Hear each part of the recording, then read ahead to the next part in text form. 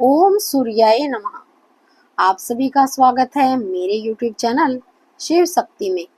आज मैं आपके लिए रविवार की व्रत कथा लेकर आई हूँ। भगवान सूर्य देव की कृपा पाने के लिए सुनते हैं रविवार व्रत कथा। तो सारे भक्त जन पूरे श्रद्धा भाव से एकाग्र होकर इस कथा को सुने और ज्यादा से ज्यादा इस कथा को शेयर करें। अगर आप मेरे चैनल पर नए हैं तो कृपया मेरे चैनल को सब्सक्राइब जरूर करें। भगवान आप सभी की समस्त मनोकामनाएं पूर्ण करें, जिससे आपको अपने जीवन में समस्त सुखों की प्राप्ति हो। बोलो सूर्य नारायण की जय। एक बार की बात है, एक नगर में एक ब्राह्मण रहता था। वह सूर्य देव का परम भगत था।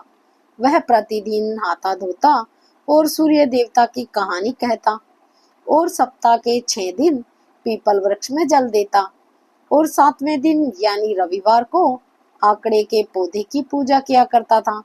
लेकिन उसमें एक कमी थी, वह कमाता कुछ नहीं था। ब्राह्मण घर में रहता और ब्राह्मणी उसे बार बार कमाने के लिए परेशान करती। बाहर अगर कहीं जाता तो अड़ोसी पड़ोसी उसे निकम्मा कहकर अपमानित करते। तो एक दिन वह सबसे तंग आकर नहा धोकर अपनी पूजा की सामग्री लेकर जंगल में चला गया और वहां जाकर एक सूखा पीपल का वृक्ष था, उसके नीचे बैठ गया और वहां जाकर अपनी पूजा कर ली और सूर्य भगवान की कथा कही। वही पीपल के पास एक सूखा तालाब था, उसमें थोड़ा सा पानी था, तो उसी में से एक लोटा जल सूर्य भगवान को जल दिया। तो वह पूजा का जल बहकर पीपल और सूखे तालाब में चला गया। तो उस जल के जाते ही सूखा पीपल हरा भरा हो गया और सूखे हुए तालाब में साफ पानी भर गया।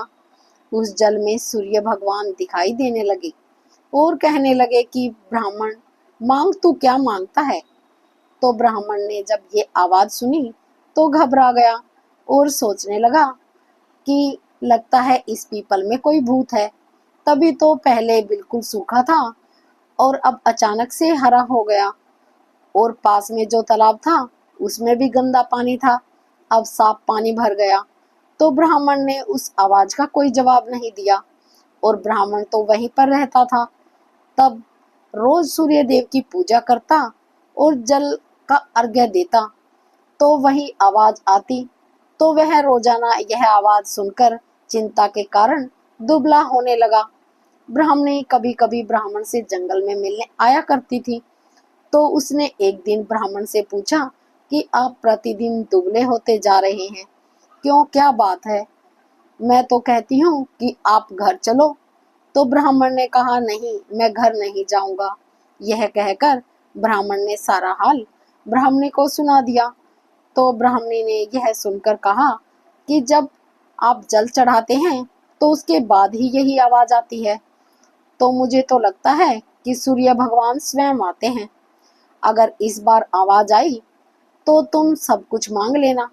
तो ब्राह्मण ने कहा कि कैसे मांगू, मुझे तो कुछ मांगना भी नहीं आता। अगर मुझे ज्यादा कुछ कहना है तो मैं भूल जाऊंगा।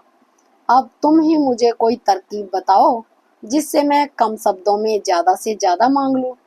तो ब्राह्मणी ने कहा, तुम इस प्रकार कहना कि नौखंडे महल के अंदर सोने के पालने में पड़पोते को दास दासियों द्वारा खिलाते हुए अपनी आंखों से देखूं।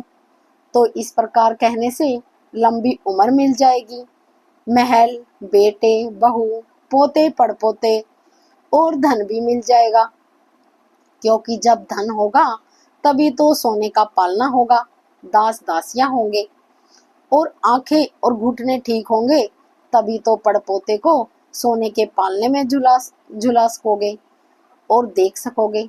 तो ब्राह्मण ने कहा, ठीक है, इतना सा तो मैं बोल दूंगा।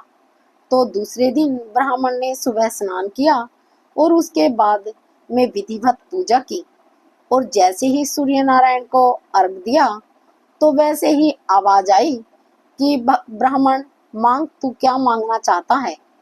तो ब्राह्मण को जैसे ही ब्राह्मणी ने समझाया था उसी प्रकार बोल दिया कि नौखंडे के महल के अंदर सोने के पालने में पड़पोते को दास दासियों द्वारा खिलाते हुए अपनी आंखों से देखूं।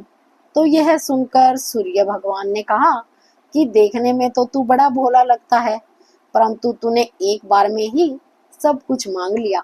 लेकिन जैसे तुमने मांगा है, वरदान के अनुसार तुम्हें सब कुछ मिलेगा। अब तुम घर जाओ और खुशी से रहे। अब तुम्हारे घर में कोई चीज की कमी नहीं रहेगी और न ही तुझे कोई निकम्मा होने का ताना देगा।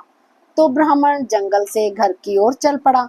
घर आने पर उसने देखा कि वहां पर टूटी फूटी झोपड़ी नहीं है और वहां पर एक नौखंडा महल खड़ा है। दास दासियां आ जा रही हैं। तो ब्राह्मण ने एक दासी से पूछा कि यहाँ पर मेरी झोपड़ी थी और एक बुढ़ी ब्राह्मणी भी रहती थी, वो कहाँ गई? दासी कुछ बोलती उससे पहले उस महल में से एक सुंदर औरत सोने के गहनों से लदी हुई और सुंदर कपड़े पहने हुए बाहर आई और ब्राह्मण से बोली कि आओ स्वामी, ये अपना ही घर है। सूर्य भगवान ने तुम्हारी सारी मनोकामनाएं पूर्ण कर दी। तो ब्राह्मण ने कहा कि हम इतने धनवान हो गए हैं, इतना धन हो गया है, हम क्या करेंगे इतने धन का, हमारे किस काम का? तो ब्राह्मणी ने कहा कि धन से क्या नहीं होता, दान पुण्य करेंगे, यज्ञ करेंगे, हवन करेंगे। तो फिर ब्राह्मण और ब्राह्मणी ने वैसा ही किया। रोजाना हवन करते, दान पुण्य करते, गरीबों को भूखों को भोजन करवाते और खूब अन्न धन का दान करते। तो राजा की जगह सारे गांव वाले ब्राह्मण का गुणगान करने लगे। ब्राह्मण की प्रशंसा चारों ओर फैल गई। तो ये बात राजा तक पहुंच गई। तो राजा ने ब्राह्मण को महल में बुलवाया और पूछा कि कल तक तो आपको खाना भी नहीं मिलता था, आज अचानक से धन कहाँ से आ गया? चोरी की है या कहीं डाका डाला है? मुझे सच सच बताओ, वरना तुम्हें सजा दी जाएगी। तो ब्राह्मण ने कहा कि यह सब सूर्य भगवान की कृपा से हुआ है और सारी कहानी राजा को बता दी। तो राजा ने कहा कि मेरे कोई पुत्र नहीं है, तो मुझे क्या करना चाहिए जिससे मेरे पुत्र हो जाए?